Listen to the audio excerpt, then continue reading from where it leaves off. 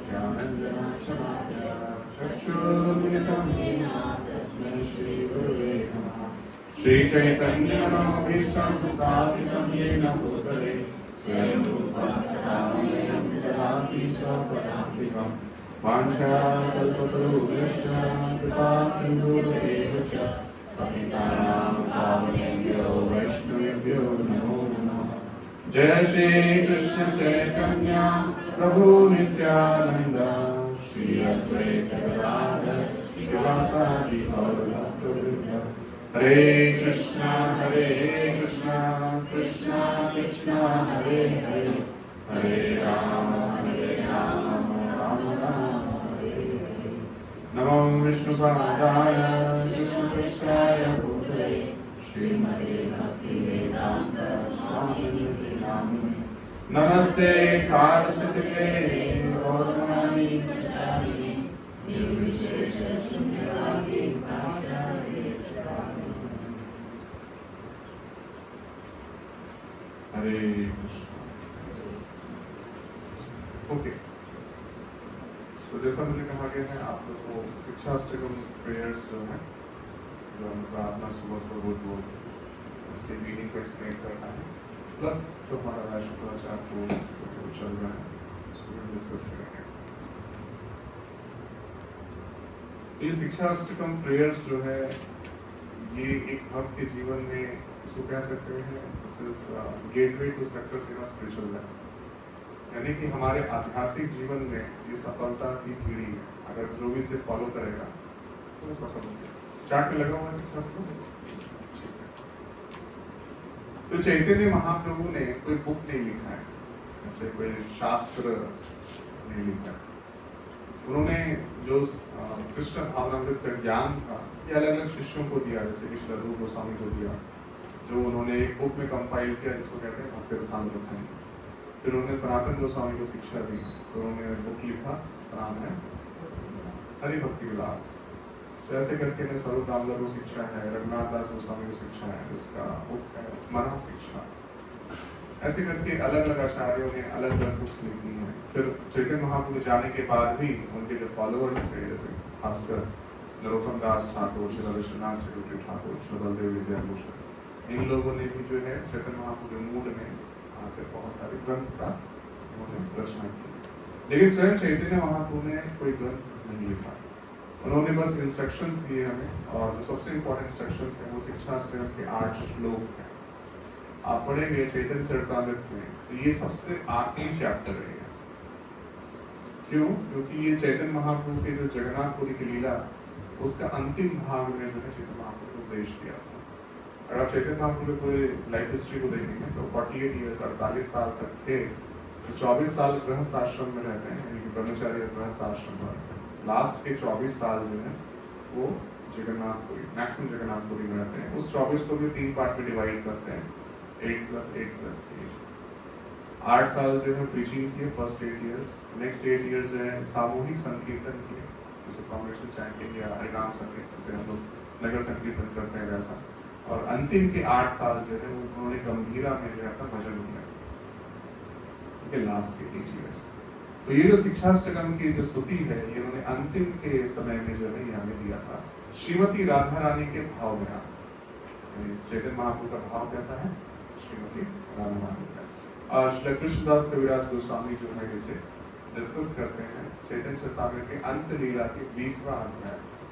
Total इसमें 21 अध्याय है, तो 20वां अध्याय जो है शिक्षाष्टकम की जो स्तुति है उसको डिस्कस करते हैं, और अंतिम लास्ट चैप्टर कंक्लूजन है। तो बताते हैं ये जो शिक्षाष्टकम है इसको अलग अलग तरीके से हम समझ सकते हैं, बहुत सारे आचार्यों ने इस पर कमेंट्री दी है। तो हम लोग जो है बेसिक मीनिंग इसका समझने का प्रयास करेंगे, उतना डेप्थ में चर्चा नहीं करेंगे। जैसे जो चैतन्य शिक्षाष्टकम का जो श्लोक है इसके हर एक वर्ड पे आप एक दिन का क्लास ले सकते हो, हर एक वर्ड पे इसका मतलब क्या है, इसका मतलब क्या है। ये वो एक बार एक सीरीज हुआ था, 30 दिन तक पहले श्लोक की चर्चा हुई थी,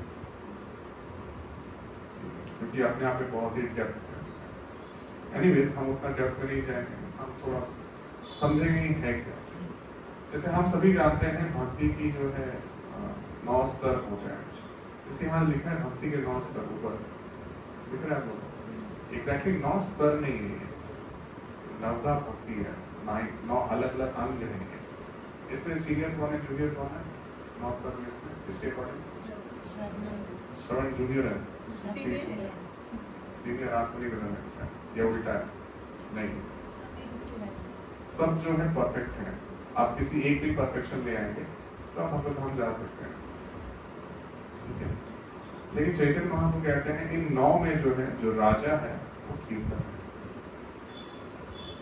ठीक है। आप देखते हैं श्रवण कीर्तन विष्णु स्मरण अर्चन वंदनम साक्ष्यम दास्यम आत्मनिवेदनम, इसमें जो सबसे इंपॉर्टेंट अंग है, सबसे इंपॉर्टेंट वो क्या है? कीर्तन है, क्योंकि इस कलयुग का विधि यही है, यानी कि ऐसा प्राइमरी है कि बाकी 8 विधि में आपको इसे करना ही पड़ेगा। तो कोई भी विधि जो है बिना कीर्तन के कंप्लीट नहीं। कोई विधि ले लीजिए, आप भोग लगाते हैं, आप हरे कृष्ण महान कीर्तन नहीं करेंगे तो भोग कंप्लीट नहीं है। आप डेटी वर्शिप कर रहे हैं, कीर्तन नहीं करेंगे वो कंप्लीट नहीं है। आप कोई भी यज्ञ कर रहे हैं, अगर उसमें हरिनाम संकीर्तन नहीं हो रहा है तो यज्ञ कंप्लीट नहीं है। इसीलिए इसे किंग ऑफ ऑल लेवल्स बताया गया, ठीक है। और अगर हम श्री रूप गोस्वामी के अकॉर्डिंग चले तो श्री रूप गोस्वामी ने 3 स्तर बताए हैं जो हम लोग प्रोग्रेस करते हैं। वो है साधना भक्ति, भाव भक्ति और प्रेम भक्ति, ठीक है। तो जो पहला श्लोक से लेके 5वां श्लोक है 1 to 5 शिक्षाष्टकम में, इसे बोलते हैं हम साधना भक्ति। क्या बोलते हैं? साधना भक्ति। और जो नीचे के 3 श्लोक हैं 6, 7, 8, ये भाव और प्रेमा भक्ति। अंतिम श्लोक जो है प्रेमा भक्ति को रिप्रेजेंट करता है, ठीक है। और अगर हम श्रद्धा के स्तर पर डिस्कस करें, श्रद्धा, साधु संग, भजन, क्रिया, अनंत कीर्ति, निष्ठा, रुचि, आसक्ति, भाव, प्रेम, तो पहला श्लोक कौन सा इसको रिप्रेजेंट करता है? ये श्रद्धा है। क्या है ये? श्रद्धा। और अंतिम श्लोक प्रेम। यानी कि जो भक्त इसको फॉलो करेगा वो श्रद्धा से शुरू करेगा और कहां तक चला जाएगा? वो प्रेम तक। यानी कि आपको कृष्ण प्रेम मिलने का सीक्रेट दिया हुआ है, ठीक है। एक्चुअली में जितने प्रिंसिपल्स हम फॉलो करते हैं वो इसी पर बेस्ड है, चैतन्य महाप्रभु के 8 श्लोकों पर ही बेस्ड है। तो ये शिक्षाष्टकम ऐसा नहीं कि हमें केवल ज्ञान होना चाहिए, हमें इसके मतलब को भी समझना है, चैतन्य महाप्रभु चाहते क्या है, क्योंकि इसमें जो है सारा आध्यात्मिक ज्ञान यही है, करना क्या है। अदरवाइज फिलॉसफी के नाम पे तो बहुत सारी फिलॉसफीज हैं, लेकिन एक भक्त के जीवन में वो कैसे अपना लाइफ को परफेक्ट करेगा, कैसे समझेगा कि मैं भगवान का नित्य दास हूँ, मुझे भगवान की नित्य सेवा करनी है, वो इन शिक्षाष्टकम के श्लोकों से समझ पाएगा। फिर इसमें ये भी कंसेप्ट आता है क्यों हम लोग प्रोग्रेस नहीं कर पाते हैं, ये भी समझाया है। हम अनर्थों से लड़ते हैं, जैसे श्रद्धा में आएगा, फिर साधु संग, भजन क्रिया, अनर्थ निवृत्ति, तो अनर्थ के भी डिस्कस करेंगे जिसके कारण अनर्थ जनरेट होता है। फिर हमारी रुचि क्यों नहीं है, आसक्ति क्यों नहीं डेवलप हो रही है, सबके बारे में लिख करके डिस्कस करेंगे। तो आज हम लोग कोशिश करेंगे जो भी 10-15 मिनट है इसको हम लोग पहले श्लोक को डिस्कस करेंगे, ठीक है। क्लियर है? चलिए सबको साथ साथ इसका उच्चारण कीजिए। चेतो दर्पणमार्चनम भवमहादावाग्निर्वापनम श्रियः कैरवचन्द्रिका वितरणम विद्यावधूजीवनम आनन्दाम्बुधिवर्धनम प्रतिपदम पूर्णामृतस्वादनम सर्वात्मसमर्पणं परम विजयते श्रीकृष्ण संकीर्तनम। ठीक है, तो हर एक जो इसमें श्लोक है उसका अपना अपना हेडिंग है। तो पहला श्लोक का हेडिंग है कृष्ण संकीर्तन के इसके ग्लोरीज, कह सकते हैं ग्लोरीज ऑफ कृष्ण संकीर्तन। यानी कि अगर आप भगवान कृष्ण के नाम का संकीर्तन करते हैं, अभी हम देखेंगे संकीर्तन कितने टाइप्स के होते हैं, अगर हम उनका कीर्तन करते हैं तो उन्हें क्या बेनिफिट मिलेगा, क्या रिजल्ट मिलेगा। ठीक है, ये इसका तो पहले श्लोक में इसमें कुल मिला के 7 फल बताए गए। कितने फल बताए गए? 7। कि आप भगवान का कीर्तन करते हैं तो उसे क्या बेनिफिट मिलेगा? तो कीर्तन जो है हम लोग 4 विभाग में बांटते हैं। हम लोग 4 चीज का कीर्तन करते हैं: नाम, रूप, गुण और लीला। आप जब ये गुरुवाष्टकम का श्लोक देखते हैं, श्री राधिका माधव अपारा माधुर्य लीला गुण रूप नाम, तो उसको उल्टा पड़ेगा, नाम रूप गुण लीला, ये समझ में आएगा। तो इन 4 कैटेगरीज में हम गुणगान करते हैं। तो बेसिकली इसमें हम लोग नाम संकीर्तन पर डिस्कस कर रहे हैं। ठीक है, ओके। तो सबसे पहला फल जो है वो पहला वर्ड है चेतो दर्पण मार्जनम। ठीक है, चेतो दर्पण मार्जन का मतलब है चित्त रूपी दर्पण, यानी कि हमारा हृदय जो है, जिसको हम चित्त भी कहते हैं, वो क्या है, शीशे से कंपेयर किया गया है, उस पर अभी धूल जमी हुई। इसीलिए आत्मा, यानी हम अपने आप को आत्मा नहीं मान पा रहे, अपने आप को शरीर मानते हैं। तो जो हरे कृष्ण महामंत्र का संकीर्तन है, ये क्या करता है? ये धूल को साफ करता है।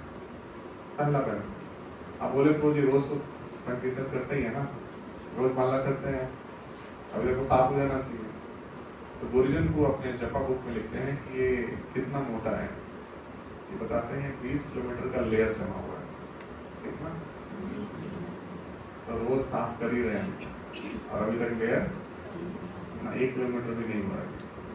इतना डेप्थ में हम लोग जो है इतना धूल जमा हुआ है, क्योंकि हमने कई असंख्य जन्मों से जो है हम यहाँ पे लगे हुए हैं, मतलब जन्म मृत्यु जरा आदि के साइकिल। ठीक है, तो ये पहला बेनिफिट है। दूसरा बेनिफिट है भव महादावाग्नि निर्वापणम। भव महादावाग्नि, इस संसार को जो है जंगल से कंपेयर किया गया है, और ऐसा जंगल जिसमें आग लगी हुई है। तो पहला श्लोक, संसार दावानल नलली कलोका प्राणायाम घनांगम। तो ये जंगल की आग, तो जब आप पढ़ोगे कृष्णा बुक में भी जंगल की आग नाम का चैप्टर है। तो जब यमुना माता जी कुछ होता ना VFS के बच्चों को पढ़ा रही थी कि जंगल की आग कृष्णा बुक से, तो एक होनहार बच्चे ने पूछा, माता जी जंगल की आग लगी कैसे? प्रश्न अच्छा है। माता जी तो भाई तो सोचा ही नहीं कभी जंगल में आग लगी कैसे, हम तो यही पढ़ रहे हैं कि जंगल में आग लग गई थी, भगवान ने उसको पी लिया। तो बोले ठीक है, प्रभुपाद जी जब आए ना पूछना उनसे कि जंगल की आग लगी कैसे।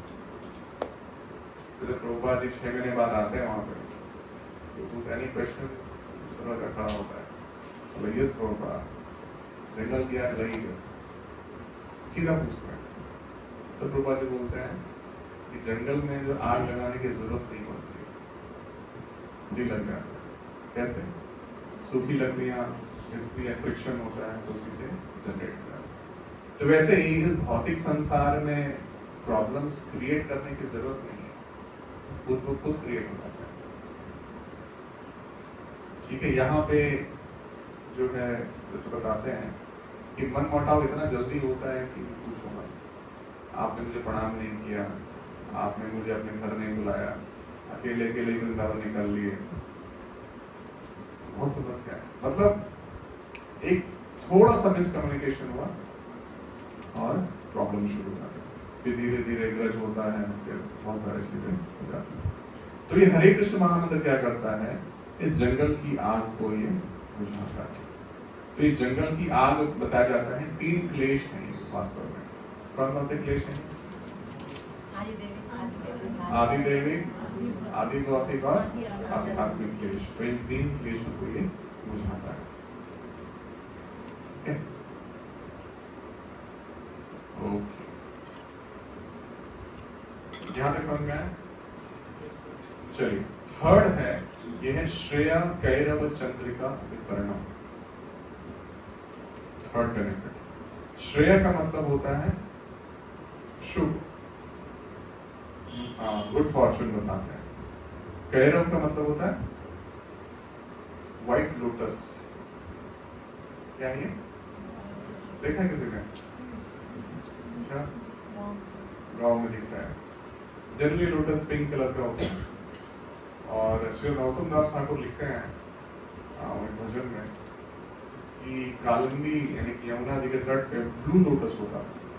जो कि सिर्फ चंद्रमा की रोशनी में ही खिलता, अब नहीं मिलता हूँ। उस समय डिस्क्रिप्शन कर रहे हैं अपने यमुना जी का कि भगवान नौका विहार कर रहे हैं और लोटस ऐसे चमक रहा है जैसे चंद्रमा की रोशनी। एनीवेज, तो ये जो है व्हाइट लोटस है। और चंद्रिका मतलब यानी कि कल जैसे पूर्णिमा थी, देखा ना, कल पूर्णिमा थी ना, स्नान पूर्णिमा मनाए कि नहीं? हाँ, तो जो पूर्णिमा का जो एक्चुअली बताते हैं कि जो रेज होते हैं, किरणें होती हैं, वो बहुत ही सूदिंग होता है, बहुत ही ठंडा करने वाला होता है। तो सूर्य की किरणें क्या होती हैं? गर्म, हाँ, आग लगा दे। अभी वैसे बाहर जाके देखिए समझ में आएगा। लेकिन चंद्रमा की किरणें क्या होती है? ठंडक देती है। तो इसे बता रहे हैं कि जिस तरह से चंद्रमा की किरणें जो हैं ये ठंडक प्रदान करती हैं और एक आपके जीवन में शुभ लेके आती है, आपके जीवन का कमल खिलाती है, वैसे ही जो है ये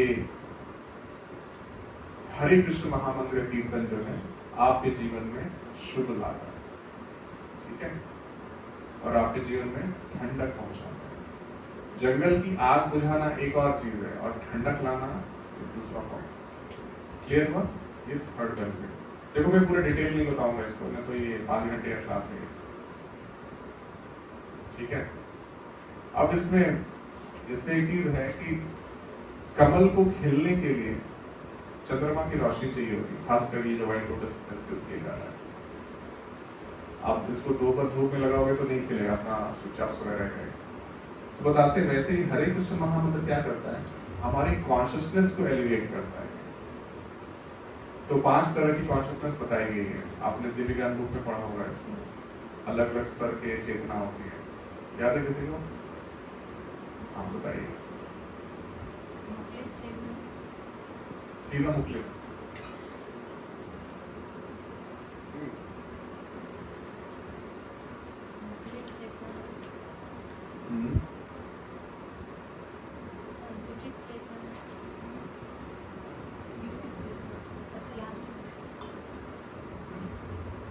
ठीक है।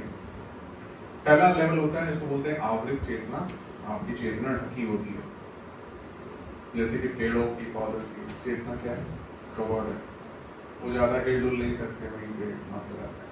पत्थरों की चेतना, पहाड़ों की चेतना।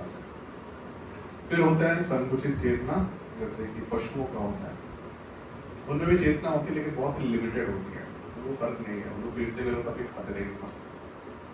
बकरी को देखना ना, कटने वाली लेकिन मस्त घास खा रही हो, तो चेतना कैसी है? संकुचित है। फिर उसके बाद बताते हैं इसमें मुकुलित चेतना, यानी चेतना जो है थोड़ा डेवलप हुआ है, ये थोड़ा एनिमल से, पशु से उठ के मनुष्य जीवन में आया, लेकिन नेचर कैसा है? कैसा है? पशु जैसा ही है। कर्म कांड बहुत ज्यादा हो तो कर्म कांड। फिर उसके बाद आता है विकसित चेतना। विकसित चेतना बोलते हैं उन लोगों का जो लोग भक्ति कभी शुरू किए हैं या भक्ति कर रहे हैं, भाई परफेक्शन नहीं है लेकिन उनको समझ में आ गया कि भाई भक्ति सब कुछ है। इसको क्या बोलते हैं? विकसित चेतना। और अंतिम में बोलते हैं पूर्ण विकसित चेतना। पूर्ण विकसित चेतना होता है अब वो रियलाइज कर लिया है कि मैं भगवान का नित्य दास हूँ, शुद्ध भक्त बन गया वो। इसको कौन सी चेतना बोलते हैं? तो जैसे कमल खिलता है तो ऐसा नहीं कि फट से खुल जाता है, ऐसा होता है क्या? वो आराम से खुलता है।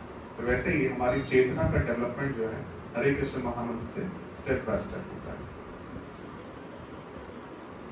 जो साधना भक्ति करते हैं वो है ये, ठीक है, क्लियर है? तो ये थर्ड बेनिफिट है। फोर्थ बेनिफिट है विद्या वधु जीवनम। विद्या समझते हैं, ठीक है। यहाँ पे कौन सी विद्या की बात होती है? आध्यात्मिक विद्या, ठीक है, जड़ विद्या की बात नहीं होगी। फिर है वधु। वधु का मतलब क्या होता है? वाइफ, यानी कि नवविवाहिता को कहा जाता है। और जीवनम का मतलब जीवन है, ठीक है। तो जैसे बताते हैं कि जो नवविवाहिता होती है उसका ससुराल जाती है, एकमात्र केंद्र उसके पति होते हैं। उसको सबसे ज्यादा ट्रस्ट होगा किसी पे तो पति पे ही होता है। तो वैसे ही जो है पूरे आध्यात्मिक ज्ञान का केंद्र बिंदु क्या है? वो हरे कृष्ण महामंत्र है। यानी दोनों तरफ से सही है। अगर आप हरे कृष्ण महामंत्र का जप करेंगे, रिलेशन होगा, तो सारा ज्ञान आपको ऑटोमेटिकली मिल जाएगा। और सारा ज्ञान ले लेंगे तो उसका कंक्लूजन क्या निकलेगा? आपको हरे कृष्ण नामोच्चारण करना है, अल्टीमेटली ये करना चाहिए। ठीक है। नेक्स्ट है, पांचवा है आपका आनंदाम बुद्धि वर्धनम। ठीक है, आनंद का मतलब क्या होता है? ब्लिस, आनंद। हम बुद्धि का मतलब क्या होता है? सागर। सागर नहीं बोलते इसको, महासागर। महासागर का क्या कैरेक्टरिस्टिक्स है? ये मैंने एनओडी में डिस्कस किया था इसको। अनलिमिटेड पानी होता है, इतना पानी कि आप माउंट एवरेस्ट भी डुबाओगे वो डूब जाएगा। ठीक है, और वो क्या होता है? डेप्थ होता है। जितना नीचे जाएंगे उतनी अच्छी अच्छी चीजें मिलेंगे। ऊपर मछलियां मिलती है लेकिन नीचे ही रत्न मिलता है। ठीक है, और इसमें एक इम्पोर्टेंट क्वालिटी बताते हैं, असीमित लहरें भी हैं इसमें, सभी पूरा संसार समा सकता है। जैसे बोले प्रभु जी आपको भक्ति मिली, हम मिलेंगे, हम जाएंगे तो वो मिलेगा क्या? बोले आपका सारा ब्रह्मांड आ जाए उसको मिल जाएगा, मतलब कोई कमी नहीं है वहां पे। ऐसा नहीं कि भगवान की भक्ति है भगवान का पानी कम हो जाएगा,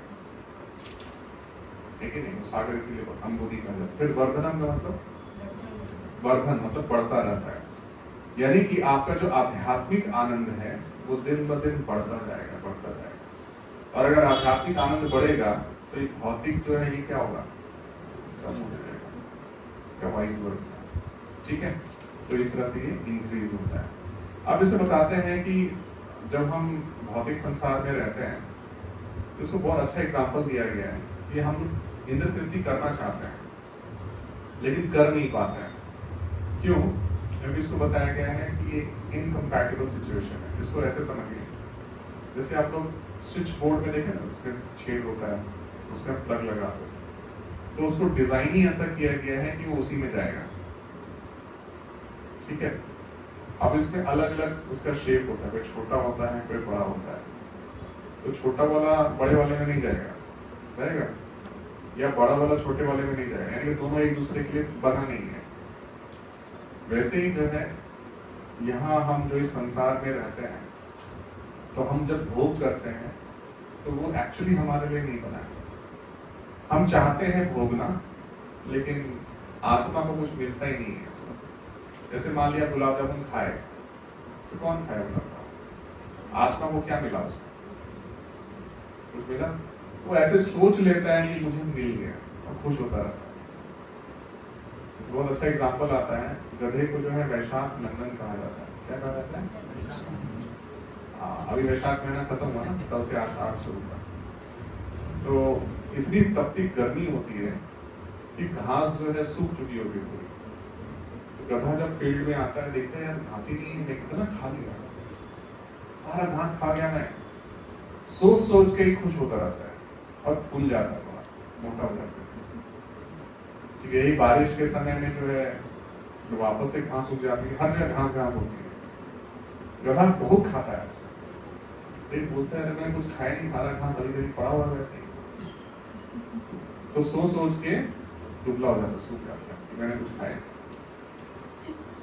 ठीक है, तो वैसे ही हम कुछ खा रहे हैं पी रहे हैं तो वैसे आत्मा का भोजन नहीं है, ये तो हम शरीर को चलाने के लिए कर रहे हैं।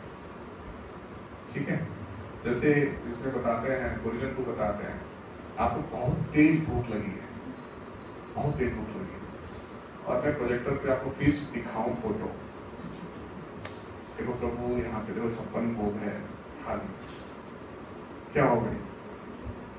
इनकम्पैटिबल सिचुएशन है ना। आपको सामने भोजन रखा है लेकिन फोटो रखा है, आप नहीं अपने आप को सेटिस्फाई कर सकते। वैसे आत्मा जो है यहाँ खुश नहीं रह सकती, ये इनका सिचुएशन नहीं है। और दूसरा ऐसे बताते हैं, मान लीजिए थोड़ा बहुत एडजस्ट कर भी लेते हैं हम लोग, लेकिन मजा नहीं आता है। कैसे मजा नहीं आता? बोले प्रभु जी गुलाब जामुन खिलाना, 1 2 3 4 बस हो गया, है ना। फिर तो भोग से त्याग की तरफ चले जाते हैं, आज से हम गुलाब जामुन त्याग देते हैं, तो ये क्या है? उतना इंटरेस्ट नहीं होता। ठीक है, जैसे कि आपको 56 भोग दिया जाए तो उसमें आप चुनते हो, उसमें ये खाएंगे वो खाएंगे, ये अच्छा नहीं है अच्छा नहीं है। किसी का आइटम कुछ और होता है, किसी को कुछ और पसंद है, तो सबका वैरायटी अलग अलग है। और जो दूसरे को पसंद नहीं हो सकता आपको पसंद ना। और तीसरा इसमें ये नुकसान बताते हैं भौतिक आनंद में कि ये बहुत ही कम समय के लिए होता है, बहुत ही कम समय। गुलाब जामुन खाओगे तो जब तक जीभ पे है तब तक टेस्ट है, नीचे गया तो दी एंड हो जाता है। क्लियर है? और आप ओवर ईटिंग कर लिए तो जैसे द्वादशी मिडिल के दिन अगले दिन बहुत होगा सब पूरा बोले प्रभु जी 3 दिन का अभी 3 दिन से भूखे हैं तो सुबह पेट का ही बोल जाना। ये क्या है? शॉर्ट लिव होता है। लेकिन यही अगर आध्यात्मिक आनंद की बात करें तो हमेशा बढ़ता रहता है, हमेशा बढ़ता रहेगा। आज इतना आनंद मिलता है इससे और आगे बढ़ता है। फिर छठा इसका बेनिफिट है प्रतिपदम पूर्णामृत स्वादनम, यानी कि हर पद पे प्रतिपद पूर्णामृत यानी कि आपको अमृत का स्वाद मिलता रहेगा। अमृत के बारे में बताते हैं। अमृत जो है इसके 2 कैरेक्टरिस्टिक्स होते हैं। एक तो ये आपके जीवन को अमर करता है और दूसरा पीने में बड़ा अच्छा लगता है। जैसे विष जो है क्या करता है? अच्छा लगता है। शराब का टेस्ट अच्छा नहीं होता है। मतलब बोले मुझे आप कैसे जानते हो? पहले दूसरे लोग बताते हैं अच्छा नहीं होता, लेकिन फिर भी उसको गम में पी लेता है। anyway, लेकिन अमृत जो है इसका स्वाद जो है बहुत ही अद्भुत होता है। और इससे बताते हैं कि इससे हमारा भक्ति जो है वो अमर रहता है, यानी कि जो भी आप भजन करते हैं कीर्तन करते हैं उसका इफेक्ट कभी खत्म नहीं होता। अमृत का ही मतलब होता है अमर रहे हमेशा, और हर कदम पे जो है हम इसको रिलिश कर पाते हैं। एक्चुअली भक्ति ऐसी चीज है जो कि तपस्या है लेकिन आनंद भी है ये। और लास्ट में है सर्वात्मा समर्पण। सर्वात्मा का मतलब होता है कि इसमें आप जो है पूरी तरह से अपना सब कुछ दे दिए हैं, और समर्पणम का मतलब होता है स्नान करना, यानी आप पूरी तरह से अपने आत्मा को जो भिगो देते हैं, पूरा डूब जाता है आत्मा। और इसके डूबने के बाद क्या होगा? जैसे मान लीजिए कोई चीज बहुत गंदा है, उसको डुबा दोगे, क्या होगा? उसको अच्छा लगेगा। वैसे आत्मा जो है वो क्या होता है? शुद्ध होके जो है वो रिलिश करना शुरू होती है। धरती पर जो बहुत सारे जो 6 अनर्थ हैं, काम, क्रोध, लोभ, बहुत सारे, इनसे मुक्त हो जाती है। और उसके बाद जो है वो अलग अलग जो लिम्स हैं, श्रवण, कीर्तन, इसको रिलिश कर पाती है। ठीक है? क्लियर है? तो इसी में लास्ट में बोलते हैं परम विजय के श्री कृष्ण संकीर्तन, यानी कि श्री कृष्ण संकीर्तन की परम विजय हो। तो ये 7 बेनिफिट्स हैं जो हमें कीर्तन करने यानी कि हरे कृष्ण महामंत्र का कीर्तन करने से प्राप्त होता है। अब दूसरे श्लोक में बताएंगे कि इसमें नाम की महिमा क्या है, ग्लोरीज ऑफ होली नेम। ये 2nd श्लोक में डिस्कस करेंगे। अभी कीर्तन किया ये साथ मिला, लेकिन नाम के लिए क्या है ऐसा? ठीक है? फिर तीसरे श्लोक में बताएंगे कि भाई इतना कुछ दे दिया फिर भी अभी तक मुक्त क्यों नहीं हुए, अभी भी अनर्थ क्यों सता रहे? तो 3rd श्लोक बताता है। ठीक है? तो हम लोग ऐसे करके एक वर्ड्स को ले रहे हैं एवरी क्लास। हरे कृष्ण।